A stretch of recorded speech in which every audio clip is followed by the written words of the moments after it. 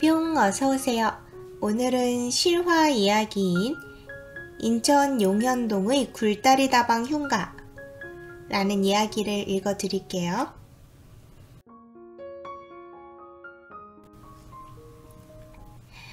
그러니까 지금으로부터 9년 전 내가 초등학교 4학년 때 일이다. 나는 유아 시절 매우 부유하게 살았다. 외할아버지는 강원도 시골 마을의 대지주셨고 우리 아버지는 유명한 화가를 하시다 꽤 큰 사업을 하셨던 꽤나 떵떵거리셨던 분이셨다. 그러나 내가 초등학교를 입학하는 해 아버지의 사업 실패를 시작으로 일이 꼬이기 시작해서 약 1년 만에 우리 집은 붕괴 위기까지 처했었다. 아버지와 어머니는 이혼을 하셨고 서울에서 꽤 좋은 주택에 살던 우리는 인천 만수동으로 이사를 오게 되었다. 만수동에서 3년을 산 우리는 더욱 많은 빚을 지게 되었고 인천 용현 3동 굴다리 다방이 지하에 입주해 있던 조그만 빌라 2층으로 이사하게 되었다. 집은 매우 좁았는데 구조는 이렇다. 거실은 복도식으로 폭은 대략 2m 정도로 매우 좁고 길었다. 방은 2개인데 현관을 열고 들어가면 바로 첫 번째 방이 보였고 거실을 따라 약간 올라가면 2번째 방이 있었다. 신기한 건 이상한 일이 일어나는 곳이 항상 이 2번째 방이었다는 것이다. 첫 번째 사건은 이사 오고 일주일 뒤 집들이 하는 날이었다. 집들이로 우리 외가분들이 오시기로 한 전날 앞집의 아주머니가 찾아오셔서 우리 어머니께 이상한 이야기를 해주고 계셨다. 제가 어젯밤에 꿈을 꿨는데요. 이상한 여자가 나를 찾아와서 아기 포대기를 달라길래 제가 건네주려고 했거든요. 근데 우영이 어머니께서 여동생이에요. 우영이 어머니께서 오셔서는 이걸 왜 주냐 하면서 막 뺏으려고 그러는 거예요. 그래서 포대기가 찢어졌거든요.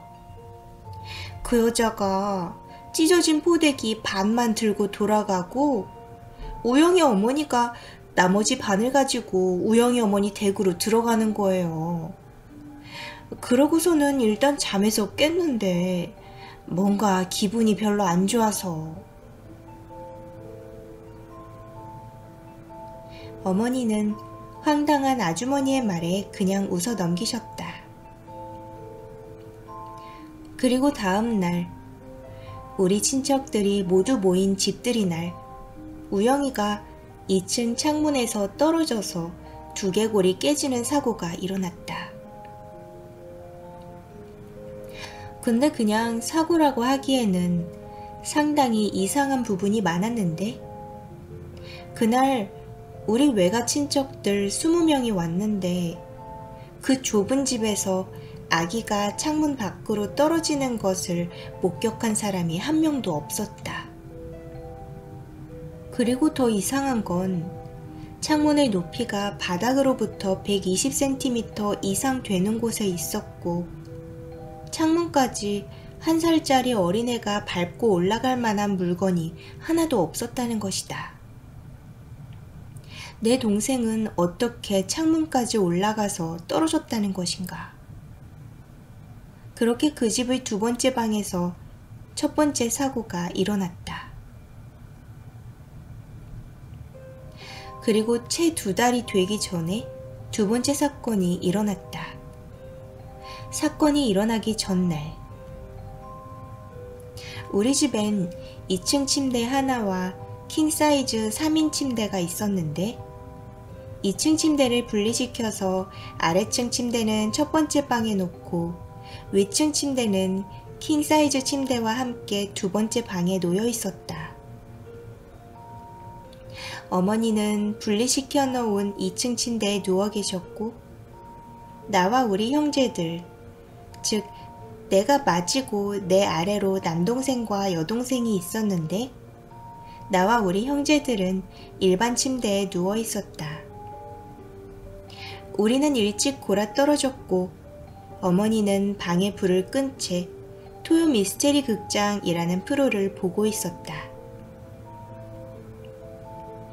프로가 끝난 뒤 주무시기 위해 TV를 끄고 누우셨는데, 뒤에서 이상한 냄새가 나 살짝 돌아봤더니 침대 위에 걸려있던 가족 사진의 내가 마치 여자처럼 긴 머리를 늘어뜨리고 자신을 쳐다보고 있었다는 것이다.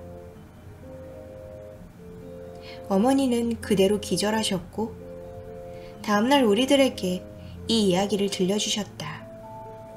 그러면서 나에게 오늘 몸 조심하라고 누누이 당부하셨다. 그러나 이번에 다친 것은 내가 아니고 내 남동생이었다. 두 번째 방 침대에서 떨어졌는데 팔이 부러졌다는 것이다. 황당한 건 채 30cm도 안 되는 높이에서 떨어졌는데 팔의 뼈가 그냥 부러진 것도 아니고 완전히 으깨져서 부러졌다는 것이다. 교통사고로도 이렇게 부러질 확률이 10%도 안 된다는 것이다. 정말 기가 찰 노릇이었다. 내 동생은 한 달간 병원에 입원해 있게 되었다.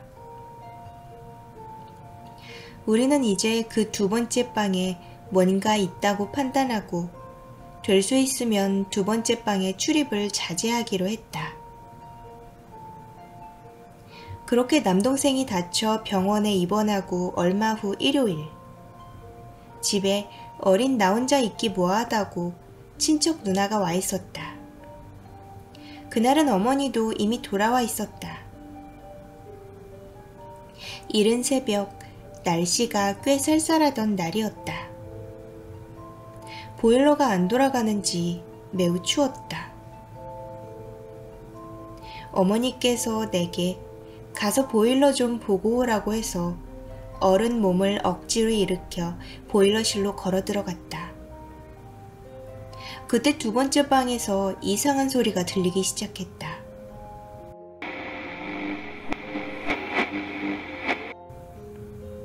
방문을 열고 들어가 보니 방 안의 TV가 화면 조정이 켜진 채로 이상한 소리를 내고 있는 것이 아닌가?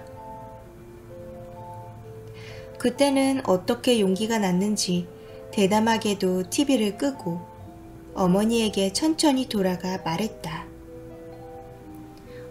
엄마, TV가 켜져 있어. 어머니는 무슨 말도 안 되는 소리냐면서 두 번째 방에 돌아가 내가 껐던 TV를 틀어보았다. TV에서는 일요일 아침 뉴스가 한창 하고 있었다. 그럼 방금 내가 본 건 무엇이란 말인가? 그렇게 난 어머니께 호되게 혼만 나고 말았다. 그리고 며칠 뒤, 친척 누나는 집으로 돌아가고 어머니도 내 동생 병 간호를 위해 병원으로 돌아가셨다. 그날 밤은 큰외삼촌이 오시기로 하셔서 저녁까지 그다지 걱정은 없었다. 그런데 9시가 지나고 밤 10시가 돼가는데도 삼촌에게선 연락이 없었다. 약간 두려움을 느낀 난 TV가 있는 두 번째 방으로 들어가 TV를 틀어놓고 이불을 뒤집어 썼다. 그러고는 잠이 들었다.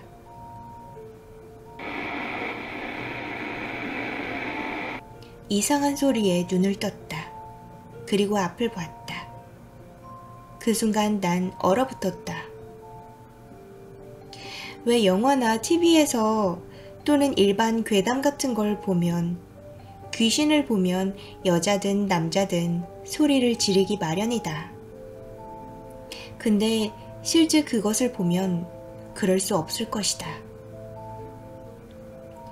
온몸이 얼어붙은 채 움직이기라도 하면 그것이 날 죽일 것 같았다.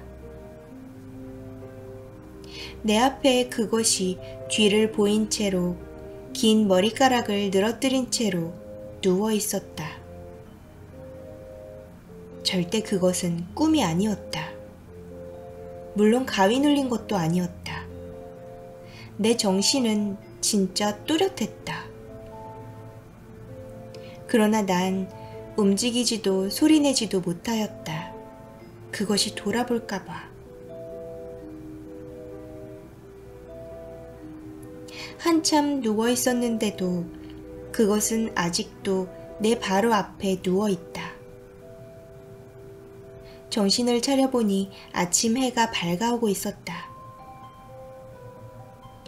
9년이 지난 아직도 그 시각이 기억이 난다.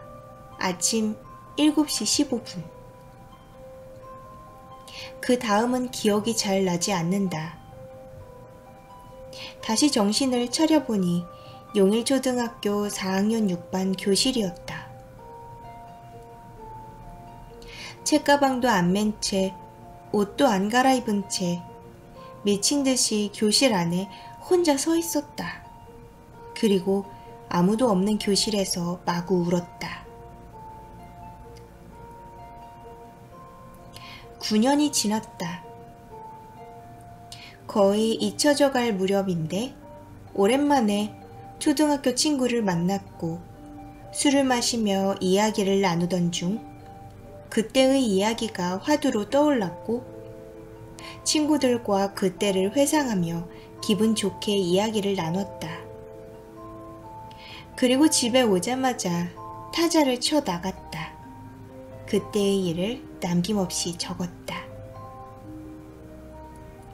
며칠 뒤 댓글을 봤을 때 의외로 좋은 반응이어서 기분이 좋았다. 한번 찾아가 보고 싶다는 댓글들도 몇 개 달려 있었다. 그렇게 유쾌한 기억은 아니지만 다시 생각해보니 그것도 하나의 추억일 수 있다고 생각했고 그곳에 다시 한번 가보고 싶었다. 그곳과 우리 현재의 집은 산 하나를 경계로 걸어서 20분이면 도착하는 거리이다. 수봉산이라고 하는 산을 넘으면 바로 도착한다. 그러나 난 9년이라는 적지 않은 세월이 갈 때까지도 그 근처로 가본 적이 없다.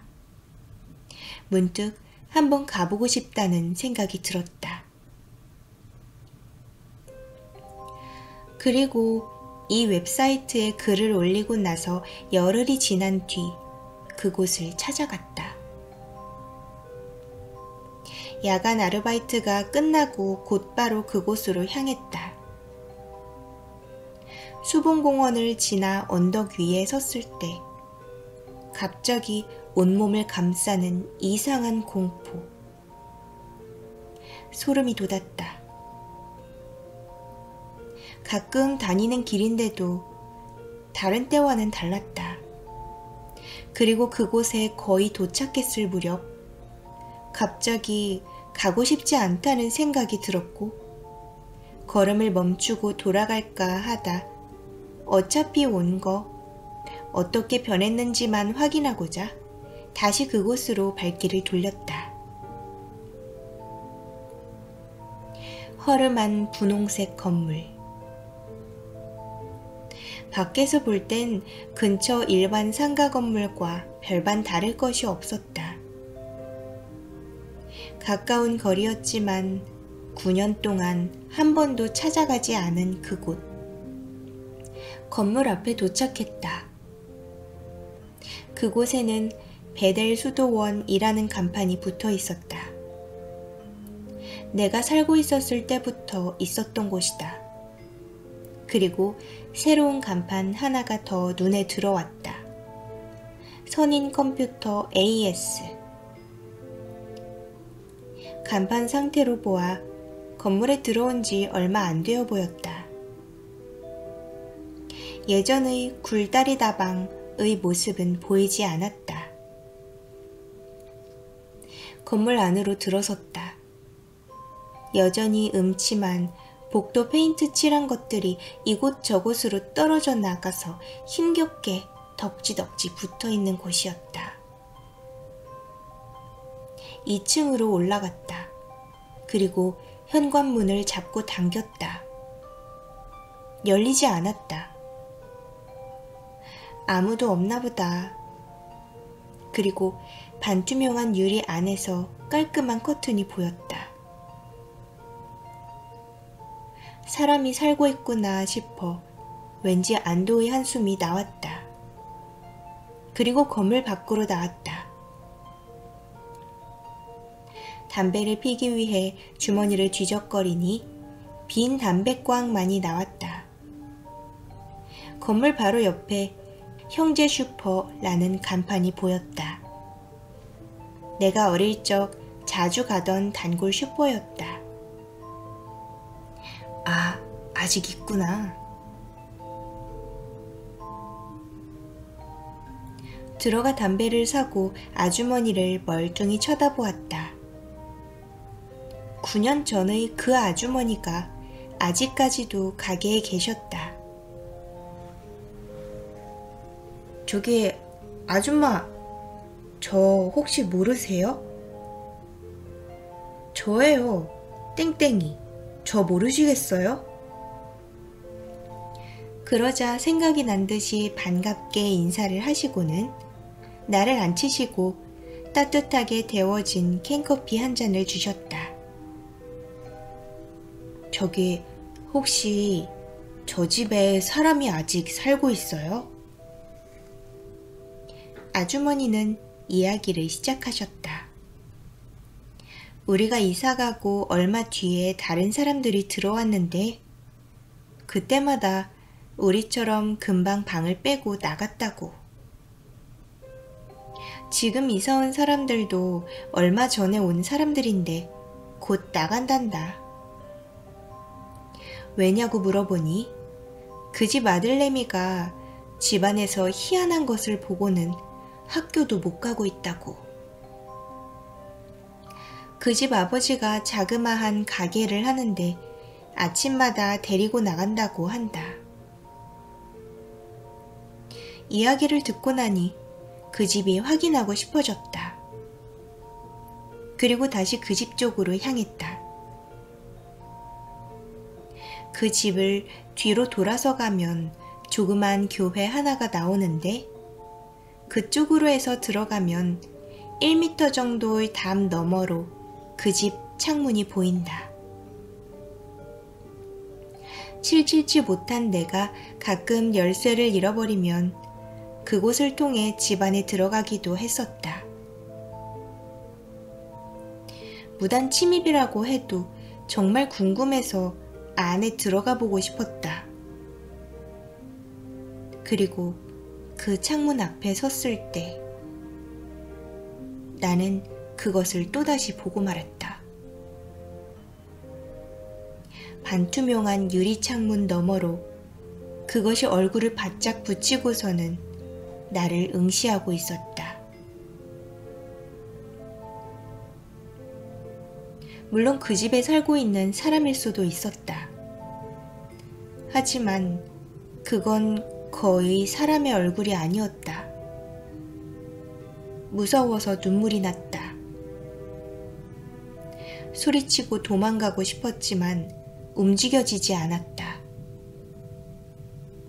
그것은 점점 나를 향해 다가오려고 하는 것 같았다. 나를 더욱 자세히 보려는 것처럼 얼굴을 유리에 갖다 댄 채 꿈틀꿈틀거렸고 대략 1분 정도 지나자 갑자기 사라졌다. 나는 가만히 서서 울고 있었다. 집에 도착했을 때 시간은 밤 11시가량.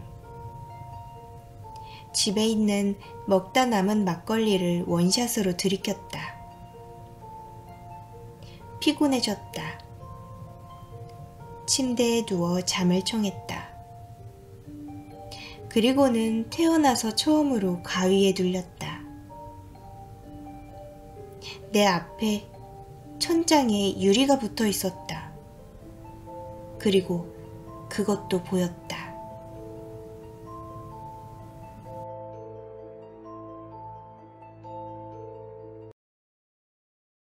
여기 이 글을 쓴 사람의 후기가 달려 있는데요. 그곳을 갔다 온 후 3일이 지났습니다. 막 갔다 온 당일은 정말 미치는 줄 알았는데 지금은 좀 괜찮네요. 정말 가보고 싶으신 분은 가보세요. 지금은 사람이 살고 있답니다. 건물 앞에 선일컴퓨터 AS라는 간판이 보입니다. 인하대에서 대략 20분 정도 거리에 있고요. 하지만 웬만하면 가지 마세요. 뭔가 보실 수도 있습니다. 라고 써 있어요. 그리고 뭐 여기 댓글 같은 걸 좀 봤더니 이쪽 동네에 살고 있는 사람 이야기로는 인하대 가면 저쪽으로 건너면 지름길이 있는데 그쪽 골목길은 절대로 안 간다고 하네요. 대낮에도 아주 음산하고 무섭다고 해요. 저는 송도에 아직 다 쓰지 못한 이음카드에 충전해 놓은 돈이 있기 때문에 그것을 쓸 겸 한번 근처에 놀러 갔다 올까 싶기는 해요. 하지만 저는 일단 귀신을 진심으로 믿고 있고 부정 타는 것을 무서워하기 때문에 그 집 안을 쳐다보기까지는 안 할 것 같아요. 왜냐하면 그 집에 이미 사람이 살고 있기도 하고 그냥 지나가면서 아, 저 건물인가 보다. 내가 그래서 읽었던 건물인데 그 건물을 실제로 보니까 신기하네 하는 기분 정도로 스쳐가면서 한번 보고 오겠습니다. 그러면 읽어주는 예리밍 반 여러분 다음 시간에 만나요. 안녕. 스스.